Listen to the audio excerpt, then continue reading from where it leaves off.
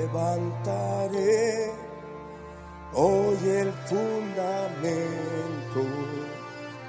sus calzadas restauraré.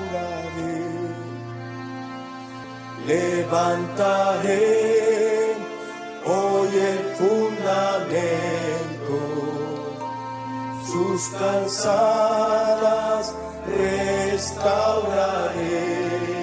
El fundamento bíblico de nuestra fe. Muchas generaciones.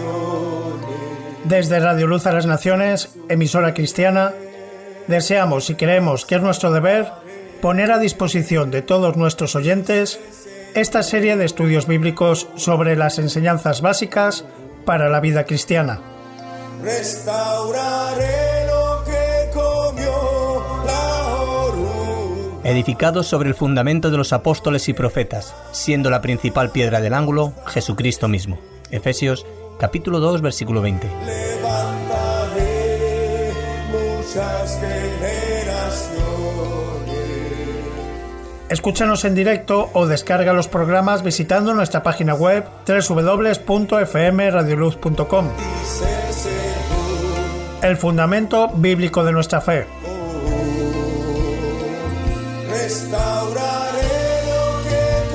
Porque nadie puede poner otro fundamento que el que está puesto, el cual es Jesucristo. Primera de Corintios capítulo 3, versículo 11.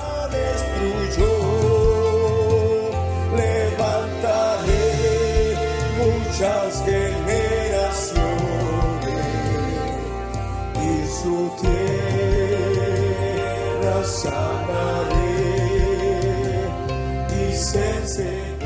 Damos la bienvenida a toda la audiencia de Radio Luz a las Naciones, donde llevamos tiempos haciendo estos programas de fundamentos bíblicos y nos encontramos en un punto doctrinal que yo creo que es bastante relevante y que nos está ayudando a entender la doctrina de la muerte. Es donde estamos, ¿verdad? En este punto.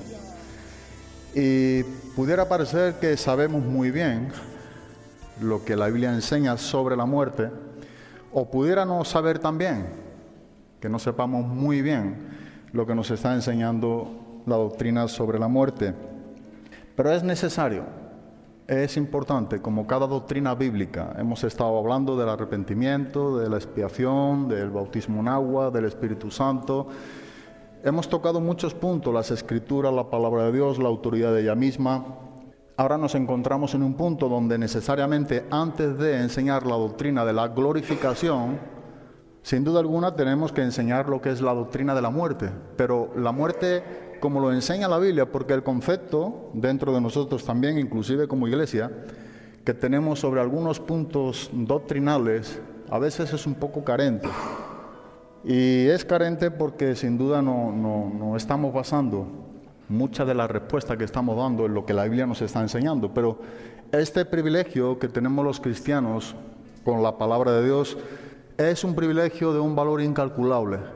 Si nosotros queremos saber lo que la Biblia enseña sobre cualquier tema de lo que estamos estudiando o cualquier interrogativa que tengamos, bueno, la Biblia tiene la respuesta a todo ello. Por eso nada mejor que poder estudiar lo que la Biblia nos está enseñando. Entonces, en el orden que venimos estudiando doctrinas bíblicas a lo largo de todo este tiempo, esta es la tercera clase que estamos estudiando sobre la muerte bíblicamente. ¿Qué es lo que ocurre cuando una persona muere? ¿Verdad? Hay preguntas muy curiosas. Y a veces estamos dando respuestas que no son las correctas, que no es lo que la Biblia nos está enseñando. Ahora, me gustaría que partiéramos de Primera de Tesalonicenses, capítulo 5, versículo número 23, porque este es un punto donde hemos tomado como introducción a lo que estamos viendo en cuanto a esta doctrina bíblica. De ahí que este texto es sumamente importante, porque el apóstol Pablo nos está enseñando.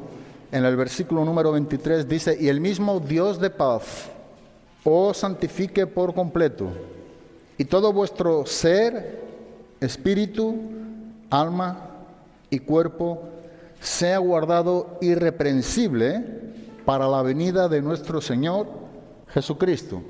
Este es un texto muy importante, porque lo que nos está enseñando es que cuando Cristo murió en la cruz por cada uno de nosotros, no murió solamente para redimir nuestro espíritu y nuestra alma, sino que la Biblia nos está enseñando que es para redimir también nuestros cuerpos. El hombre se compone de cuerpo, alma y espíritu. Pero en la redención de Cristo, nuestros cuerpos no van a ser redimidos hasta que Cristo regrese.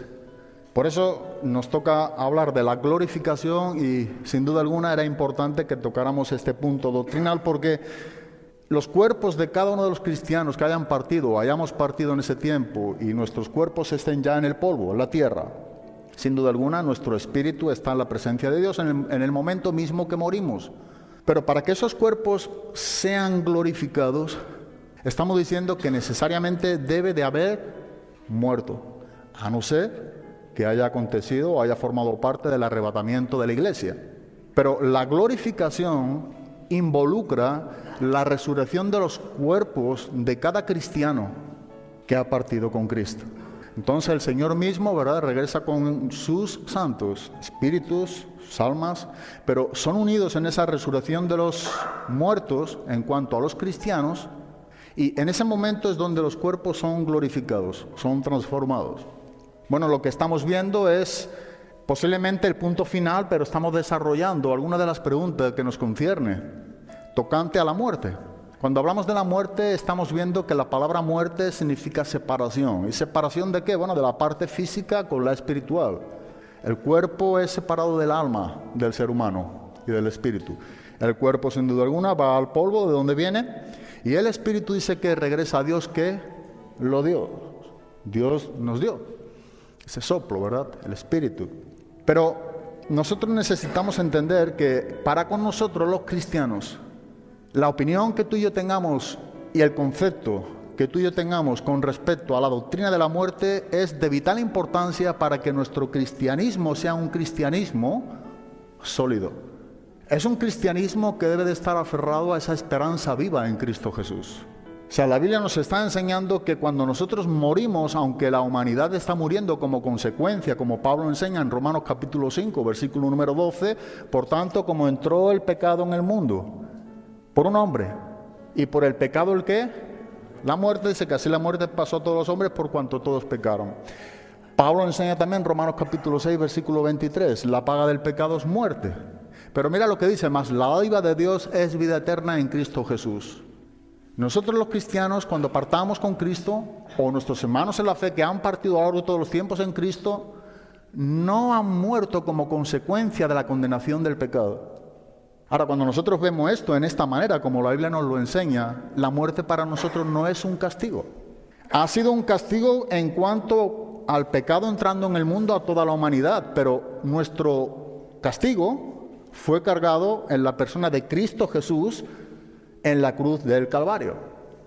Dice que Cristo, Él fue quien canceló la cuenta que había contra nosotros y que nos condenaba por los mismos requisitos legales de Dios, y que Cristo puso fin a esa cuenta clavándola a la cruz. Pablo enseña esto en una manera bastante evidente a los colosenses desde la prisión de Roma. Sin que Pablo dice ninguna condenación hay para quienes, para los que están en Cristo Jesús. Cuando tú y yo muramos, no morimos por un castigo de Dios. El hecho de que nosotros tengamos que morir necesariamente para ser glorificado es algo que no puede ser desvinculado de lo que la Biblia nos está enseñando. La muerte para nosotros debe de ser un privilegio, y lo que estamos tratando de exponer es que todo esto es algo difícil, ¿verdad? Y nosotros como seres todavía donde somos de carne y hueso, nosotros creo que no hay ningún hombre que pueda entender esto en una manera razonable o en la medida como nos gustaría todo entenderlo. Porque hay una alma en nosotros, hay una parte almática que tiene que ver con los sentimientos y la emoción, o las emociones. Pero entonces la palabra nos lleva a un equilibrio de entender las cosas como Dios quiere que las entendamos. Es algo muy, muy especial que tú y yo tengamos el concepto correcto de la muerte. Porque si tú y yo tenemos el concepto correcto de la muerte, viviremos para Cristo.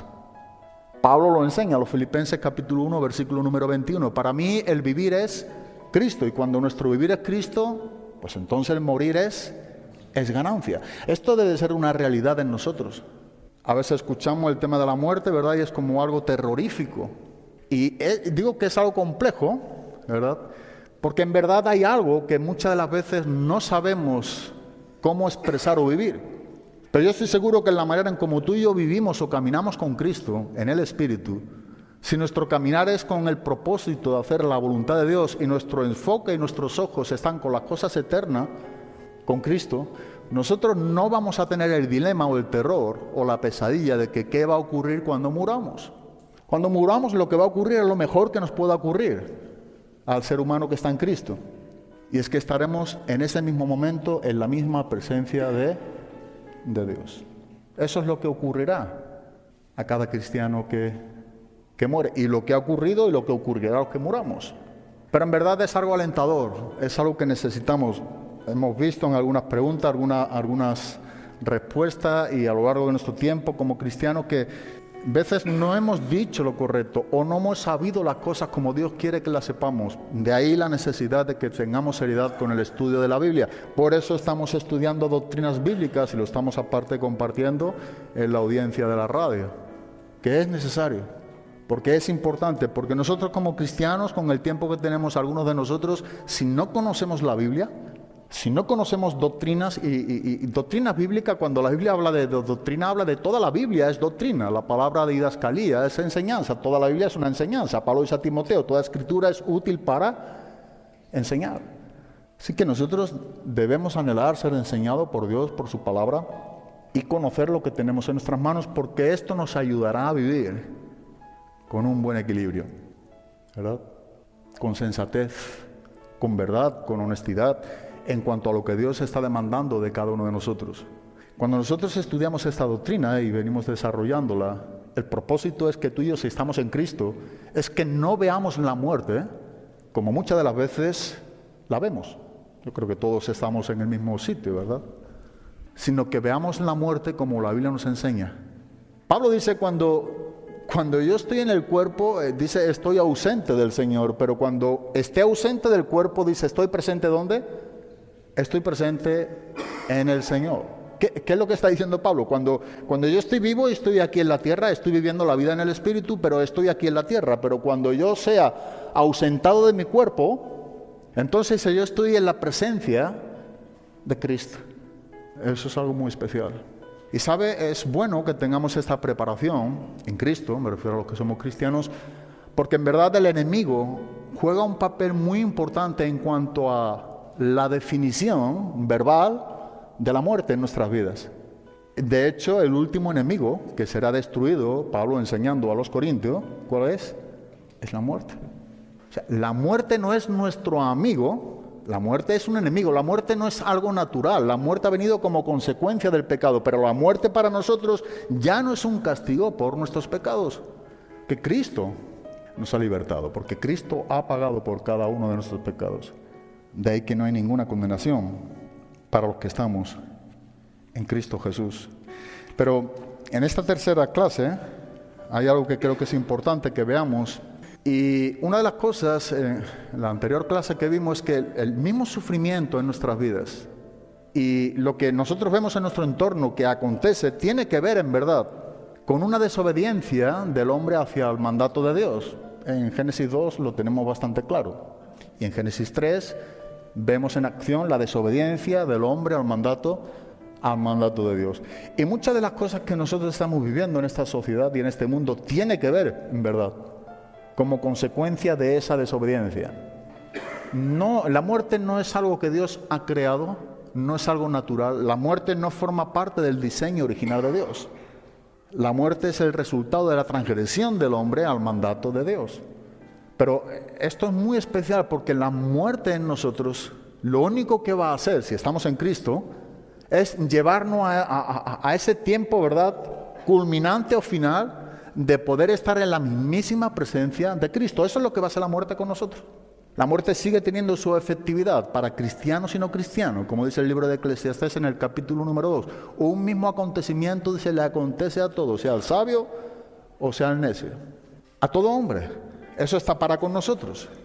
En cuanto a Cristo con nosotros, en verdad tiene que ser algo totalmente diferente. Es Cristo, como Pablo enseña, ¿verdad?, a la iglesia de Colosa también, la esperanza de gloria. Cristo, dice, ¿en quién? En vosotros, en nosotros los cristianos. Dice que esa es la esperanza de gloria.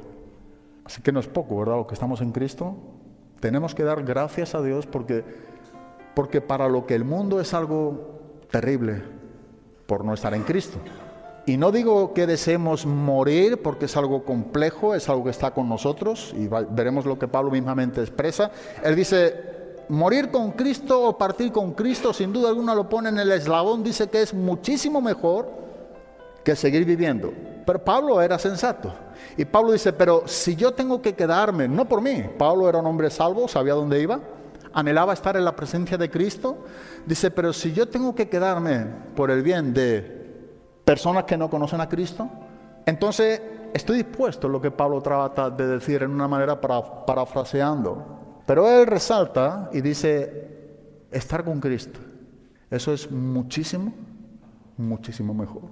Y nosotros tenemos que estar siendo alimentados de estas adversidades que vivimos, pero que cuando las vivimos en Cristo, esto nos está haciendo ser más como Cristo. Dios está formándonos más al carácter de Cristo, precisamente para que no veamos la muerte como el mundo la ve, sino para con nosotros será ese momento donde estaremos en la misma presencia de Dios. Hay algo que yo creo, pensando en este tema del que estamos dando, y hablaremos 2 clases, esta será una y luego estaremos dando otra clase, pero una de las cosas importantes, ¿qué es la muerte del cristiano? Porque luego veremos también qué es la muerte del incrédulo, el que no está en Cristo. Y veremos y vamos a ver 2 cosas totalmente diferentes. ¿Qué es la muerte del cristiano?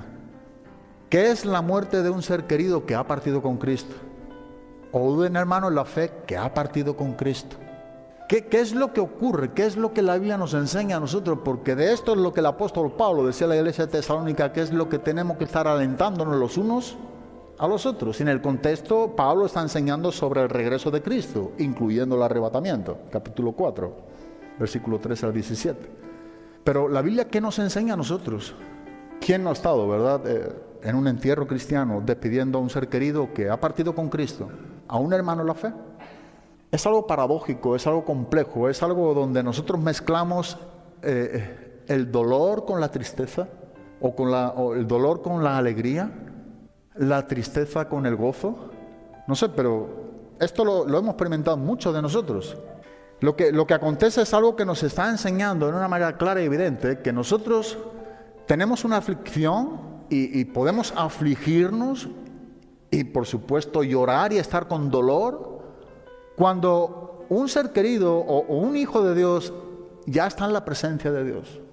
Eso no cambia que nosotros tengamos ese momento de dolor y de tristeza, pero hay algo muy especial que nos acompaña a los cristianos, y es que eso está mezclado y está vinculado con el gozo de la salvación, con la alegría, con la esperanza viva. Hemos dicho que Cristo es la esperanza de gloria. Y Pablo deja algo detalladamente y algo expresado en cuanto a su anhelo en su corazón con respecto a su propia vida con este punto. Cuando escribe a los Corintios, la segunda carta de Corintios, capítulo número 5, versículo número 6, 2 Corintios capítulo 5, versículo número 6, dice, así que vivimos confiados siempre, y sabiendo que entre tanto que estamos en el cuerpo, estamos ausentes del Señor. Porque por fe andamos, no por vista, pero confiamos. Y más quisiéramos estar ausentes del cuerpo y presentes al Señor. Pablo expresa su deseo, ese querer profundo de un corazón agradecido a Dios, de un hombre que había sido rescatado y lavado por la misma sangre que tú y yo, por la sangre de Jesucristo. Él dice muy claramente el querer y el deseo de su propia vida, por el motivo por el cual vivía.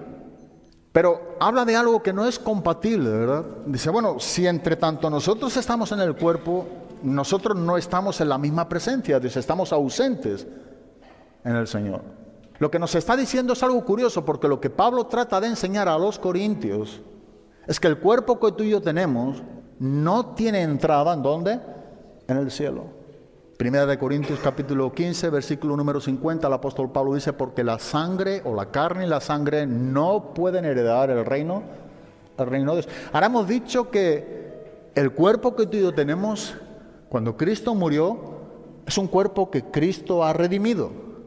No el que nosotros tenemos porque va al polvo, pero sí el cuerpo glorificado que nos dará en el regreso de Cristo. Primeramente los que han muerto en el Cristo, dice el apóstol Pablo.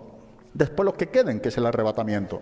Pero lo que está diciendo, el cuerpo que tenemos no es compatible para entrar en el reino de Dios o en el cielo.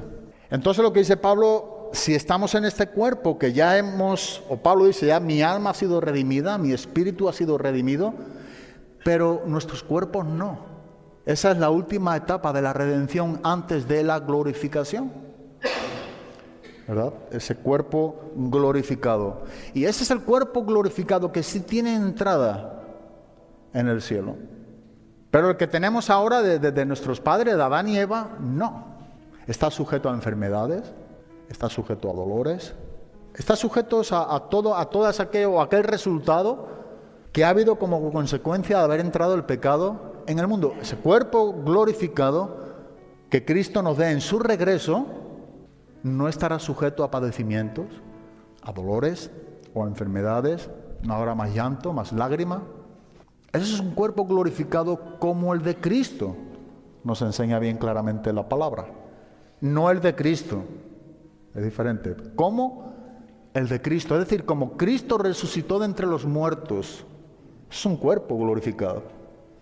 Y Pablo está presentando aquí que el dilema está en que entre tanto que estamos en este cuerpo, como no es compatible para poder entrar en el cielo, entonces dice, estamos ausentes, no podemos estar en la presencia de Dios, pero en el momento que dejamos este cuerpo, este tabernáculo, como Pablo dice a los Corintios, este edificio temporal, dice, bueno, en ese momento entonces ocurre algo especial. Y es que entonces dice, estamos en la presencia de Dios.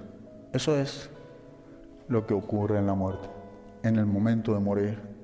Y eso es lo que Pablo está tratando de que sea algo entendido a los Corintios. De ahí que dice en el mismo capítulo, versículo número 1 y 2, porque sabemos que si nuestra morada terrestre, es decir, este tabernáculo, es el cuerpo que nosotros tenemos cada uno de nosotros ahora, ese es el tabernáculo terrestre, dice, se deshiciere, tenemos de Dios un edificio. Ese es el cuerpo glorificado, ese es el cuerpo futuro. Cuando este tabernáculo presente se deshaga en el polvo, ¿verdad? Cuando se muera, no muramos.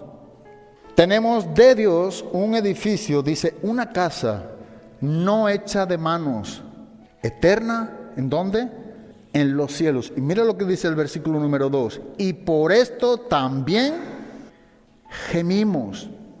La palabra gemir en el griego es tenazo, significa algo que no es audible, no se puede expresar, no se puede por tanto oír. Es un gemido desde lo más profundo, es un gemido con limitaciones en el cuerpo, en el tabernáculo presente que tenemos ahora. Ese es un gemido que está limitado en el cuerpo presente. Y de ahí que Pablo dice, y por esto también gemimos, ¿verdad? Hay esa limitación en el cuerpo que tenemos ahora.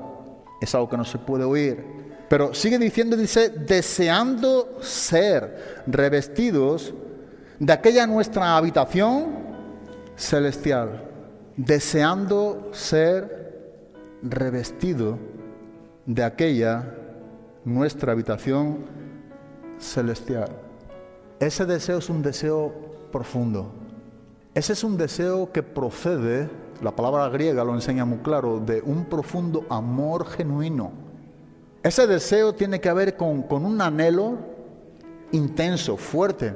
Es la misma palabra que se usa en 1 de Pedro capítulo 2, versículo número 2, cuando dice que deseando la leche espiritual no adulterada, para que por ella crezcáis, ¿para qué? Para salvación. Esa palabra también está hablando, es la misma palabra en griego. Pero ese deseo no es un deseo, ¿verdad?, que está en nuestras fuerzas. Es un deseo que Dios provoca en nosotros. Es Cristo en nosotros la esperanza de gloria.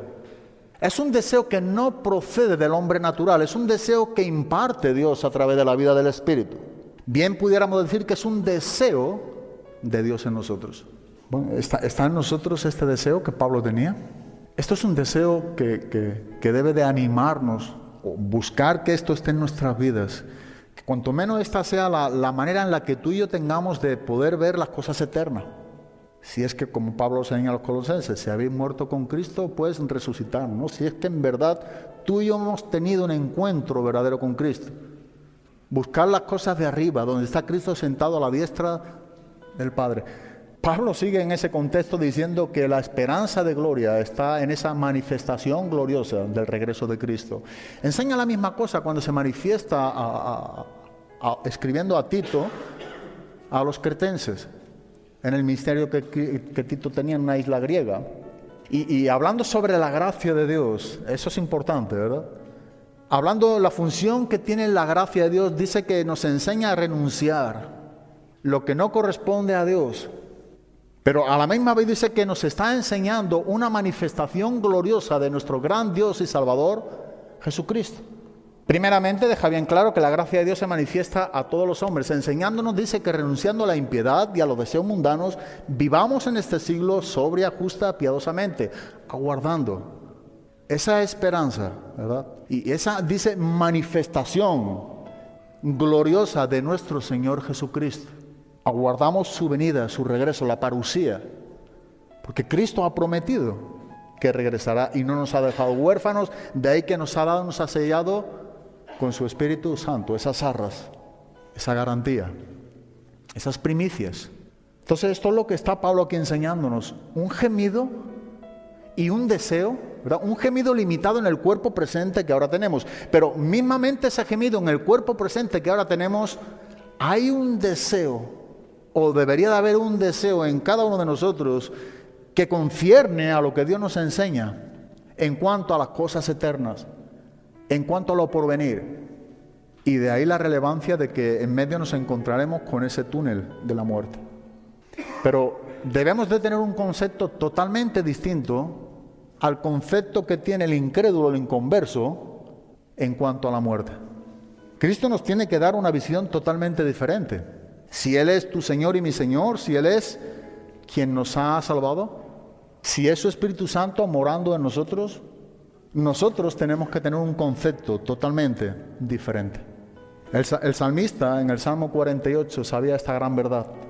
Es algo que a lo largo de los tiempos, el hombre que ha sido salvado por la misma gracia de Dios, sea Antiguo o Nuevo Testamento, Dios ha puesto esta revelación en ellos, esta credibilidad. Y dice en el Salmo 48, en el versículo número 14, porque este Dios es Dios nuestro, eternamente y para siempre. Y dice, y Él nos guiará aún más allá de ¿dónde? Ese es el Dios que nos ha salvado. Y el salmista lo pone en esta manera expresiva y bien clara, ¿verdad? Porque este Dios es Dios nuestro, Él es nuestro Dios. Y no solamente para el momento, dice, eternamente para siempre, ¿verdad? Y Él es el Dios eterno. Él es quien nos guiará. Y dice la palabra de Dios en la Reina Valera del 60, nos guiará aún más allá de la muerte. La muerte de un cristiano es la muerte de un santo para Dios. De ahí que el Salmo 116, versículo 15, lo dice muy bien también el salmista. Estimada es a los ojos de Jehová la muerte de sus santos. Eso es de gran estima para Dios. No sé cómo lo ves tú, ¿no? Pero a mí, estudiando en este tiempo esta doctrina, me anima, me alienta, me conmueve. Porque cuando vivimos sucumbidos en el temor de la muerte por la carencia de andar como Dios quiere que andemos, vivir como Dios quiere que vivamos, quien toma posesión de nuestras vidas y de nuestras mentes es el enemigo. Nosotros abrimos puertas y los temores que nos invaden precisamente tienen que ver con las cosas perecederas. Empezamos a vivir solamente desviando la mirada del cielo, aquí abajo, en la tierra, quitamos lo vertical, ponemos lo horizontal. Empezamos con nuestras ideas, con nuestros planes, con nuestros recursos, con nuestras fuerzas. La Biblia nos enseña a ti y a mí en Zacarías capítulo 4, versículo número 6. No es con ejército ni con espada. Dice que es con su Santo Espíritu, ha dicho Jehová de los ejércitos. Y si tú y yo desviamos nuestra mirada de ese texto, o de esa gran verdad que Dios nos enseña a cada uno de nosotros, estamos retrocediendo, y como dice el autor de Hebreo en el capítulo número 10, no agradaremos entonces a Dios. Nosotros no somos, eso es lo que enseña el autor de Hebreo, nosotros no somos de los que retroceden para atrás, sino que perseveramos.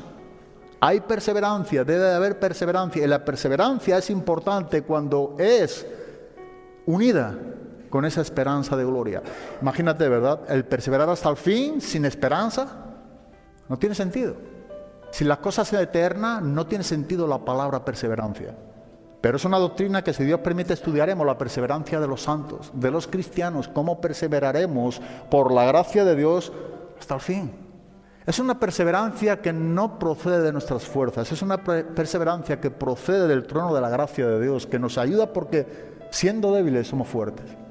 Pero en el reconocimiento de esa debilidad, como el apóstol Pablo pudo reconocer. Cuando nos bastamos y es suficiente su gracia para con nosotros. Como mismamente le dijo Jesús al apóstol Pablo: bástate mi gracia, porque mi poder se perfecciona en la debilidad del hombre. Pablo pudo entender esto: cuando soy débil, entonces soy fuerte. Entonces, cuando no confiamos en nosotros mismos, la dependencia de nuestra confianza proviene de ese trono de gracia. Esa es la gracia que nos ayudará a perseverar hasta el fin. Esas son las señales que Jesús habló en Mateo 24, entre otras. Mas el que perseverare hasta el fin, dice que éste será salvo.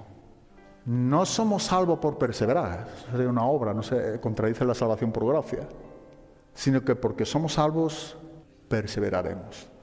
Es diferente. De ahí que cuando nosotros escuchamos a veces tan por encima o asimilamos el texto de que por gracia soy salvo, y a veces le damos, digo, yo el primero, le damos tan poco valor a esas palabras, porque por gracia sois salvos. Por gracia somos salvos, por el medio de la fe. Una fe que procede de haber oído el Evangelio, que lo ha producido la palabra de Dios en nuestras vidas. Que bien dice el apóstol Pablo que no es por obra para que nadie se gloríe. No cabe nuestra gloria en la salvación. La salvación, como enseña Jonás capítulo 2, versículo número 8, proviene enteramente de Dios. De Él procede la salvación para con nosotros, para con los hombres. Así que cuando la Biblia nos dice que tú y yo somos salvos por gracia, por haber creído en Jesucristo, como se nos ha expuesto bíblicamente en las Escrituras, en la palabra de Dios, cuando nosotros creemos en esa manera, no viviremos desesperanzados. Viviremos con esperanza, con una esperanza en gloria, como nos está enseñando la palabra de Dios. Hay esta parte, ¿verdad? Como bien decíamos antes, hace un rato. Parte un cristiano y hay momentos de dolor, de tristeza, pero hay momentos de alegría y de gozo. Y esto, si no lo entendemos, y creo que es un punto importante, porque hay a veces el concepto que tenemos, o algunos pudieran decir, que nosotros como cristianos, o parte un ser querido, o parte un cristiano, nosotros, el hecho de que estemos sufriendo es ser carentes de fe, de no tener fe. Tenemos que encajar bien esa situación, por eso estamos viendo cuando un cristiano parte. Cuando un cristiano parte, aquellos que formamos parte del pueblo de Dios, es afligido. No existe en el momento, ¿verdad?, esa comunión con esa persona. Hay dolor, hay tristeza, hay llanto, pero a la misma vez está mezclado con ese gozo, con esa esperanza de gloria, con esa alegría. Y si tú y yo nos oponemos a esta manera de entender lo que es la muerte, cuando parte un cristiano, nos estamos oponiendo a lo que nos enseña la Biblia. Y encajar este punto es importante porque encajaremos otros que también nos ayudarán a entender lo que es la glorificación. En el libro de los Hechos, en el capítulo número 8, en el versículo número 2, nos está hablando de la vida de Esteban, el primer mártir de la iglesia cristiana, uno de los 7 diáconos. Nos enseña la palabra de Dios en el capítulo número 8, en el versículo número 2, dice: y hombres, mira lo que dice este texto, piadosos, y llevaron a enterrar a Esteban. Y luego dice: e hicieron gran llanto, ¿sobre quién? Sobre él. Claro, nosotros hemos hablado de este texto porque es el texto que nos concierne en cuanto a no podemos dejar de tener ese momento. Hay momentos de aflicción, de tristeza, de dolor, de llanto. Aquí nos encontramos con la vida de Esteban. Esteban ha sido apedreado, ha muerto, pero dice que tales hombres, dice que la característica que nos enseña la palabra de Dios, que eran hombres como piadosos. Esos hombres entendían, ¿verdad? Esos hombres sabían lo que estaba aconteciendo, sabían de esa esperanza futura. Pero el hecho de que eran hombres piadosos los que enterraron a Esteban, precisamente cuando enterraron a Esteban, y lloraron, lamentaron su muerte, aun siendo hombres piadosos. Tenemos que recordar, y la Biblia nos enseña bien claramente en el capítulo anterior, en el capítulo 7, versículos 55 y 56, que Esteban fue un hombre que vio la gloria de Dios. Esteban fue un hombre que vio los cielos abiertos. Esteban fue un hombre que vio a Jesucristo a la diestra del Padre. Esteban era un hombre, vemos los versículos 58 y 59, Esteban era un hombre que pudo orar por sus asesinos para que Dios les perdonase. Esteban fue un hombre que rogaba y clamaba a Dios, que tenía ese deseo, ese clamor para que Dios recibiese su espíritu. Pero Esteban era un hombre que murió. Eso dice la Biblia, durmió, murió. Y sabes, estos hombres piadosos lloraron la muerte de Esteban. Ahora piensa otra cosa, en el tiempo de Esteban, la cronología del libro de los Hechos, estaban todos los apóstoles en Jerusalén, donde Esteban murió. Para ser apóstol, uno de los requisitos que había, entre otros, es que ellos tenían que haber presenciado la resurrección corporal del cuerpo de Cristo. Todos los apóstoles en Jerusalén. ¿Qué falta de fe? ¿De qué falta de fe estamos hablando? Estamos hablando de un hombre de Dios que parte. Hombres piadosos que están en ese mover, que ven la vida de una persona que tiene esa esperanza de gloria en Cristo y que lloran por su muerte. Es algo que está en nosotros, es algo que no podemos combatir o que no podemos negarnos. Es importante que tú y yo tengamos esa asimilación correcta, aún en ese punto emocional de nuestras almas, como la Biblia nos enseña. Porque si no, estaríamos desviados también de lo que nos enseña la palabra de Dios. Juan capítulo 11, versículo número 35, 2 palabras, Jesús lloró. Lo que nos está enseñando, aparte de sus hermanas, las hermanas de Lázaro, Marta y María, pero lo que nos está enseñando en el caso de la persona de Jesucristo cuando Lázaro muere, es que Jesús llora. Él es el autor y el consumador de la fe. Y llora y está sujeto a ese llanto porque está siendo 100% Dios y 100% hombre y llora como hijo de hombre. Eso es importante también destacarle. Pero Jesús lloró también.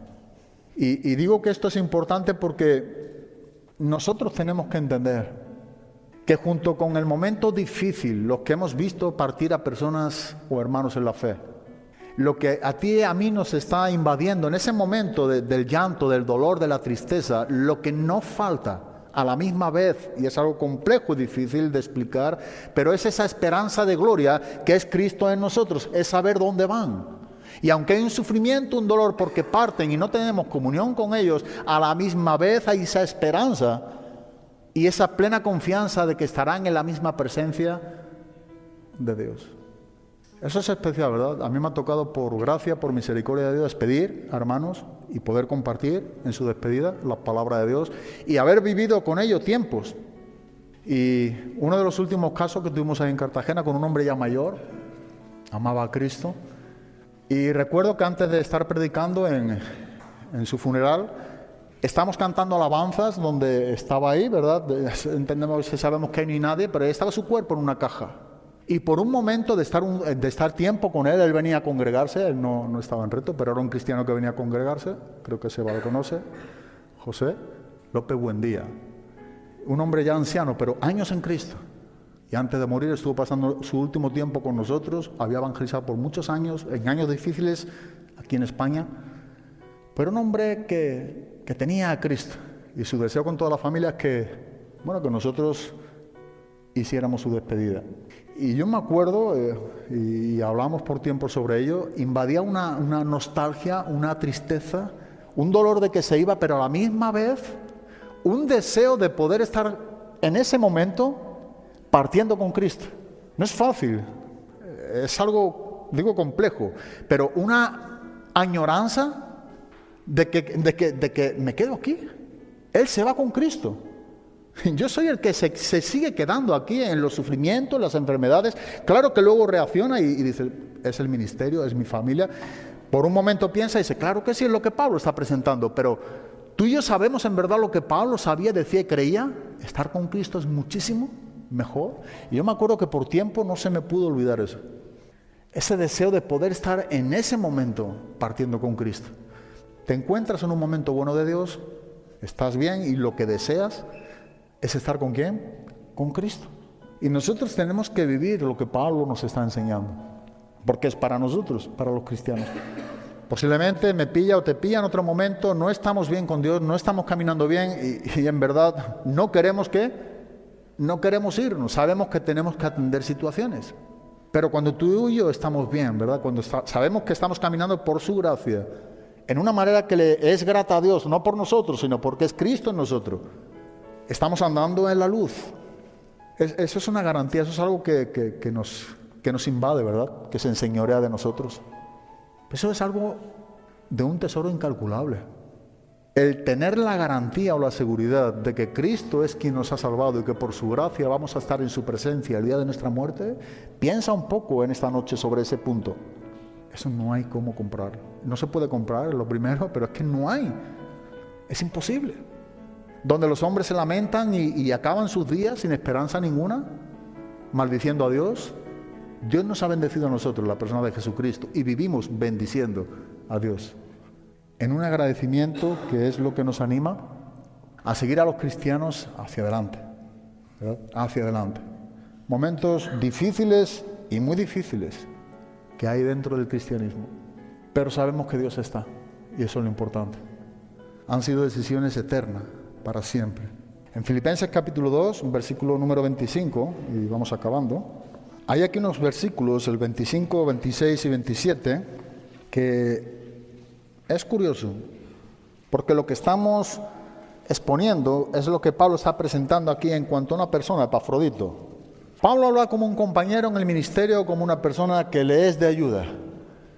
Pero mira lo que dice el versículo número 25, dice más: tuve por necesario enviaros a Epafrodito, mi hermano y colaborador y compañero de milicia, vuestro mensajero y ministrador de mis necesidades, porque él tenía gran deseo de veros a todos vosotros y gravemente se angustió porque habíais oído que había enfermado. Versículo número 27, pues en verdad estuvo enfermo a punto de morir. Mira, Pablo dice, estuvo enfermo y estuvo a punto de morir, pero esto causó algo en la vida del apóstol Pablo. Pero Dios tuvo misericordia de él, y no solamente de él, sino también de mí, para que yo no tuviese tristeza sobre tristeza. ¿Se puede entristecer un cristiano porque parta otro cristiano? Claro que sí. En el caso de Esteban, Lázaro, en este caso de Jesús, Epafrodito no había muerto. Pero dice Pablo, si hubiese muerto, me hubiese causado, dice, tristeza. El apóstol Pablo, preocupado por aquel momento que tendría que pasar, por esa tristeza. ¿Tú crees que Pablo no sabía, después del currículum que nos está dando del ministerio de Epafrodito, que partía con Cristo? Sí. Pero es ahí donde vemos la vinculación entre esa tristeza o aflicción y dolor y el gozo y la alegría de que él sabía de sobra dónde estaría. Podríamos ver caso tras caso y vemos la misma cosa, porque Dios es un Dios que no se contradice. Por eso es importante estudiar la Biblia. Pero leía un ejemplo cuando Pablo escribe a los tesalonicenses en el capítulo 4 de la primera carta. Primera Tesalonicenses capítulo 4, versículo número 13. Dice el apóstol Pablo, tampoco queremos, hermanos, que ignoréis acerca de los que duermen, para que no os entristezcáis como los otros que no tienen esperanza. Ahora, Pablo no está diciendo que no se entristecieran. Lo que Pablo está diciendo es que no se entristecieran como aquellos, dice, que no tienen. Por tanto, la clave de lo que Pablo está presentando a la iglesia de Tesalónica es recordarle que nosotros tenemos esperanza. Y dice que los que duermen o los que han muerto están en Cristo. De ahí que el versículo número 18, por tanto, alentaos unos a otros con estas palabras. Y para no estar leyendo el pasaje en sí, cosa que deberíamos de hacer después, lo personal, o si no, o lo conocemos, nunca está mal volverlo a leer. Lo que el apóstol Pablo está presentando es el regreso de Cristo, arrebatamiento y regreso de Cristo. Pablo está presentando aquí a la iglesia de Tesalónica cómo acontecerá a los que han muerto en Cristo, qué orden habrá. Y dice, cuando Cristo regrese, el orden empezará por los que han muerto, ¿en quién? En Cristo. Lo que Pablo está diciéndonos es que en ese momento de la resurrección de esos cuerpos, Pablo regresa, como venimos viendo, con las almas de los que han sido lavados y salvados por la sangre de Cristo. Y en el momento de esa glorificación, esos cuerpos no tendrán posesión ni vinculación con esas almas, sino que Cristo le da un cuerpo glorificado y con ello regresa ahora sí al cielo. Entonces, la redención, la etapa de la redención final, tiene que ver sin duda alguna con la glorificación de aquellos que hayan muerto en Cristo. Esa etapa no está, ese cuerpo redimido que Pablo enseña a los tesalonicenses, no es un cuerpo que tenemos ahora, no es este tabernáculo presente, es el edificio que Dios nos dará. Es el cuerpo, ¿verdad?, que nos dará Dios a cada uno de nosotros cuando Cristo regrese. Y sin el regreso de Cristo, no hay resurrección de los muertos en Cristo, y si no hay resurrección de los muertos en Cristo, no hay glorificación. Y para ser glorificado, pues hay que haber muerto. Siempre destacando, si no es en ese momento donde dice también que los que están vivos, los que han quedado, ¿verdad?, que no han sido resucitados, dice que entonces serán arrebatados juntamente con ellos. Y eso no es parusía de segunda venida en griego, eso es arpazo, ¿verdad? Eso es arrebatamiento. La palabra arpazo en el griego es... habla literalmente en el griego como algo llevado súbitamente, algo violentamente llevado. Y así será la iglesia de Cristo arrebatada, en una manera donde nadie entenderá, donde en un momento, en un abrir, un cerrar de ojos, súbitamente, en una manera rápida, violentamente, que es el peso que más tiene en el griego, la iglesia es llevada con Cristo. Pero lo que Pablo está diciendo, nosotros no tenemos que vivir como viven los que no tienen a Cristo. Es lo que Pablo enseña aquí en el versículo número 13. No tenemos que vivir con la amargura de la desesperanza de no tener a Cristo o por no tener a Cristo. Pablo lo que sí dice bien claramente es que dice: tampoco queremos, hermanos, que ignoréis acerca de los que duermen, para que no os entristezcáis como los otros que no tienen esperanza. Nosotros no podemos entristecernos como los otros que no tienen esperanza en cuanto a esa esperanza en Cristo, pero sí podemos entristecernos porque un familiar, un hermano de la fe, parte en Cristo y sabemos dónde va. De ahí que en el mismo capítulo, o el capítulo siguiente, en el versículo número 10, en la primera carta de Tesalonicenses, le recuerda a Pablo algo muy importante, o les recuerda aquí a los tesalonicenses, quien murió, ¿por quiénes? Por nosotros. ¿Para qué? Para que ya sea que velemos o que durmamos, vivamos juntamente ¿con quién? Con Él. Aquí la palabra dormir tiene que ver con muerte. Entonces lo que Pablo dice, mira, que Cristo murió por nosotros, ya sea que vivamos o que muramos. Creo que es en Romanos capítulo 14, versículo número 8. Pablo dice algo parecido también. Pues si vivimos, para el Señor vivimos, y si morimos, para el Señor morimos. Así pues, sea que vivamos o que muramos, del Señor somos. Esto es lo que Pablo está tratando también con los tesalonicenses. Les está alentando, Cristo murió por nosotros. ¿Y qué importa? Si vivimos, vivimos para Cristo. Y si morimos, morimos ¿para quién? Para Cristo. Cuando tú y yo entendemos esta manera de vivir, nuestro morir será ganancia. Y no hablo de un punto de vista donde lo tenga conseguido, ni mucho menos, ni por encima de nadie. Para mí esto está siendo alentador. Es un reto a mi propia vida. Debe de ser un reto también para tu propia vida, para la nuestra. Saber apreciar lo que Dios nos enseña en su palabra y vivirlo. ¿Sabes una de las cosas importantes que vemos? Hombres que entendieron esta manera de lo que es la muerte, adoraron a Dios. Ahí tiene el ejemplo, y con esto acabamos, de David, de Job. En 2 de Samuel, capítulo 12, versículo número 20, nosotros nos encontramos con un relato. Todos sabemos la historia de David con Betsabé. Hay un adulterio, Betsabé queda embarazada, es la mujer de Urías el Eteo, uno de los jefes en el ejército o uno de los capitanes del ejército de David, que está al frente de batalla. Pero en medio de todo ello nosotros vemos que Betsabé tiene un hijo y ese hijo muere. Pero antes de morir ese hijo, dice que David está ayunando, está orando por sanidad, porque Dios pueda sanar a su hijo. Y le vemos en un punto, digamos, sensible a Dios. Pero una de las cosas importantes que nosotros vemos en la vida de David es que cuando su hijo muere, ya no está más orando, ya no está más llorando en este caso, o lamentándose. Hay un detalle importante, ahí creo que es en el versículo número 20, en 2 de Samuel, donde nos dice bien claramente algo que es donde nos tiene que llevar a cada uno de nosotros. Dice, entonces David se levantó de la tierra y se lavó y se ungió y cambió sus ropas y entró a la casa de Jehová. ¿Y qué hizo? Y adoró. Si en este tiempo Dios nos va a preparar a muchos de nosotros a adorar a Dios en medio de los sufrimientos. Y debe de ser de esa manera. Y Dios en su gracia nos ayudará. Y ninguno deseamos ese tiempo. Y no digo específicamente que tenga que ver con la misma muerte, pero en el caso de David fue lo que hizo. Cuando acabó ese tiempo del cual creía que Dios podía hacer, esto le llevó a arrodillarse delante de Dios y adorar a Dios. Por eso la adoración es de vital importancia para este tiempo, para nosotros. Pero vemos la misma cosa en Job. En Job, en el capítulo número 1, en los versículos 20 y 21, nosotros vemos un hombre que bien describe al principio del libro de Job, que era un hombre, empieza a hablar del temor de Dios, un hombre perfecto.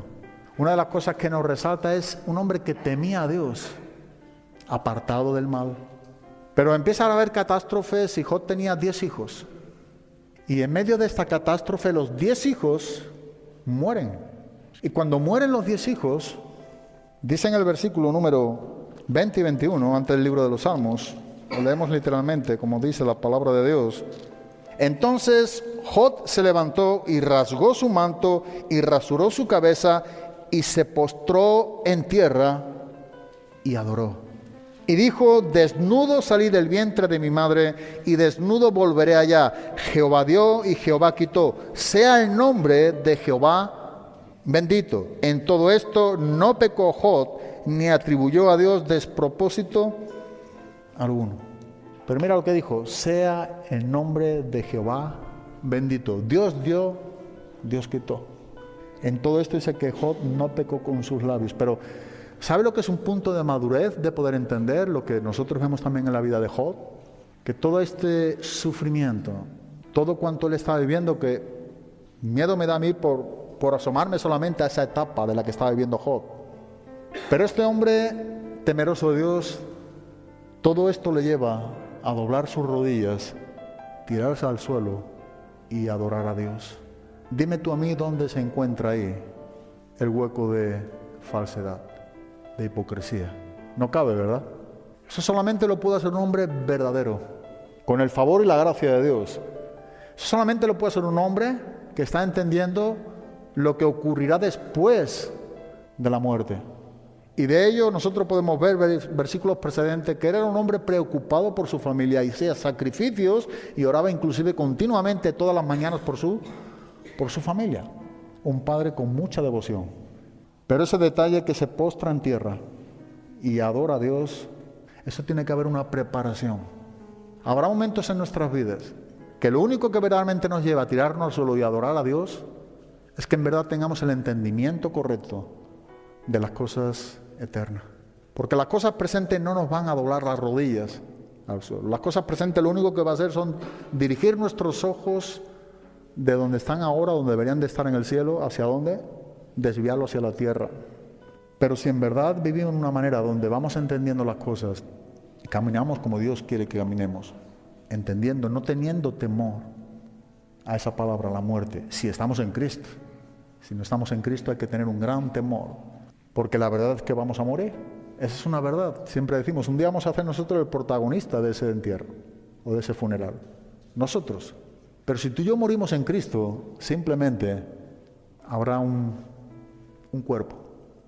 Ese cuerpo que será enterrado, que un día resucitará entre los muertos en la venida de Cristo y que será glorificado. Eso es lo único que acontecerá en ese funeral. O sea, eso es lo único que habrá en ese funeral. Un cuerpo que en el futuro, cuando Cristo regrese, resucitará y será glorificado. Pero al estar nosotros ausentes de ese cuerpo, entonces estaremos presentes ¿en dónde? En el Señor. Y eso es lo que nosotros nos debe de alentar y nos debe de animar a vivir en esa manera. Amén. Pues gracias y que Dios os bendiga.